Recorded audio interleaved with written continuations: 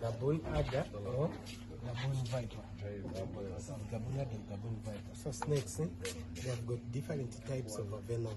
So the word venom is same like the poison. So snakes, they have got different types of venom. So for these ones, they have got a venom which we call it cytotoxin. So cytotoxin venom is a venom which destroys the body tissues and cell destruction. And this snake is a long fat snake in the world. So the snakes, they use the fangs when they want to bite. Then in terms of reproduction for these ones, they don't lay eggs. They give birth to life.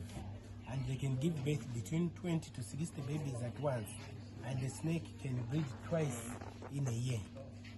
Then for the food, these ones, they can feed on mice, rodents. But here we just feed them chicks, boiled chicks, and we give them live. So the reason we give them live to keep activity of hunting, so that they feel like they are still in the bush.